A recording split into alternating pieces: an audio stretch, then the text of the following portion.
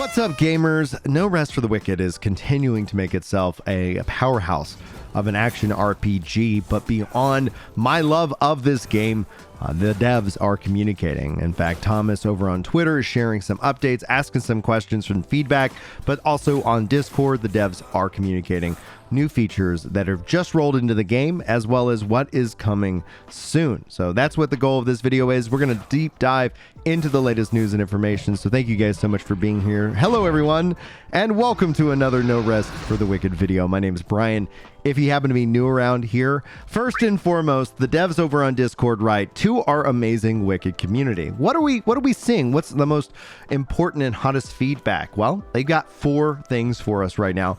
Key remapping is coming. We knew this was on its way, but this is, I think, a real critical component, especially if you're keyboard and mouse. For me personally, as a controller player, I find the defaults actually work pretty well, but I do wish I had the ability to customize it. And as soon as I have that ability, you can guarantee that I'll be putting out some controller guides for this game on the channel. They're also going to be working on aspect ratio limitations, as well as performance enhancements. I think this is another big item when it comes down to the mostly mixed reviews over on Steam. I've seen a lot of people in my comment section commenting on the performance. Now, for me personally, I've been playing on GeForce Now without any issues, and you can play on console if you have an Xbox. So there is a lot of different options if you're using that service. I'm not sponsored by them, but I really do plug them a lot, and it can be a little bit annoying, and I'm not going to judge you if you double tap that dislike button because of it. But the other thing they're also talking about is pausing the game. I think this could be very important, especially if you need time to think in some of these tighter fights. And with multiplayer as a part of the first major update, we're going to go over the update that they just released here in a second, but as a part of what is to come next is multiplayer, and I'm going to be curious to see how pausing would or would not work in that game. Personally, I think in a multiplayer mode that pausing just won't be a thing, but in single player mode, I have no issues with it. I'd love to hear your thoughts. And they're also wanting to continue to have feedback from us, and that's kind of the point of being a part of this early access release. So head over to the forums and put in your feedback, so that way the devs can put it or change the priority backlog. As the software developer and a game maker myself, that priority and that feedback is absolutely critical, especially in and at this stage. Now, Thomas is already teasing that the second patch is already in progress. And why am I saying this? Because the hotfix, the first patch, has already gone in. Let's go over what is all included. So the post over on the site says, "Thank you all for making the early access launch so amazing. Today's hotfix is the first of many patches and updates to improve No Rest for the Wicked on our road to 1.0's release. We hear you, and while we're hard at work on performance improvements and controller remapping, which are coming soon, please be sure to check the resolution settings in the game to be able to get the best experience in the meantime. Today, day 2, hotfix aims to improve the balance, the durability, the stamina, loot stability, and immediate quality of life features. And those include, for the balance changes, reduce the durability of damage taken. They reduce the repair costs for repairing your gear. They increase the drop rate on repair powders, and I've seen that actually firsthand already. They reduced the stamina cost. They also reduced the fall damage curve. They reduced the cost of horseshoe crab and food that includes horseshoe crab. The balance update for the Cherem Crucible boss, and they changed the corpse smeared blade, which is the first kind of awesome unique weapon that you get drop from a tier 2 to a tier 1 style weapon. For loot changes, they've introduced more weapons to Filmore's pre-sacrament loot table, and they reduced drop rates of fallen embers. For stability, they fixed crashes that could occur when quitting out into the main menu.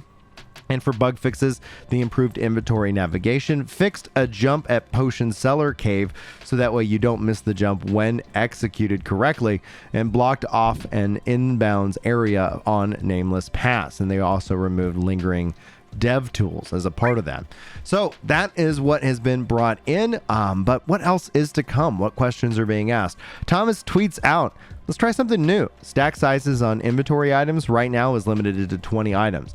We could allow players to increase stack sizes through a progression mechanic or just turn the default to 99. What does everybody think? And the poll in and of itself right now is at 35.6% through mechanic, and which is what I voted for, and the default being at 64.4. And I'd love to hear your thoughts on that. Do you guys want to see it done through a mechanic, or just set the stack size to 99 by default? I think mechanics would be great. Now, honestly, there's also room for wiggle room here, right? There's a long way from 20 to 99. They could say the default is something like 30, and then you can level it up to 99 or something like that. And personally, the reason why I enjoy those kinds of systems is because they give me, the player, another thing to work on, another thing to level up, another thing to grind for. It's one of the issues I had with Anthem when they just made everybody fly longer. I was like, this could have been a skill tree thing. This could have been there could have been a system that rewarded me for playing it and thus allowed me to fly longer. But if you just kind of blanket it out, I get it. If you don't want to grind for it, I understand. It can be a little bit annoying, but I'd love to hear your thoughts, because those are mine. Now, finally, as a part of the mix reviews, Thomas tweets out, our next few weeks and months are all going to be about turning a 58 into a 90. Challenge accepted.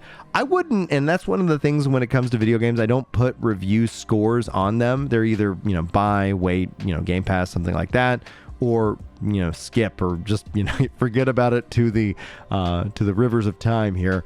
And for me, I think that overall what they've delivered as a part of this early access really has me to excited for the future of what this game could be and can be.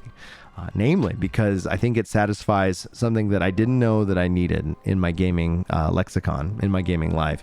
But I'm having a great time with this game, and I hope that you guys are as well. I'll be keeping you guys up to date with news and guides. So if you are new around here and you like this kind of content, be sure to hit that subscribe button. That like button helps out as a great free way. And as well, special shout out to all the members here at the channel supporting me and my family directly and helping me fund my own game. I don't think I'm going to be a Moon Studios anytime soon, but you know what? It'd be a freaking goal if I could deliver the kind of game and quality that this team has been doing themselves. Anyway, guys, that's going to wrap it up for this video. Thank you for spending some time with me today. Hopefully, I will see you next time. But for Ginger Prime, my name is and has been Brian. I wish you guys all the very best, and hopefully I will see you in the next video. But until then, take care.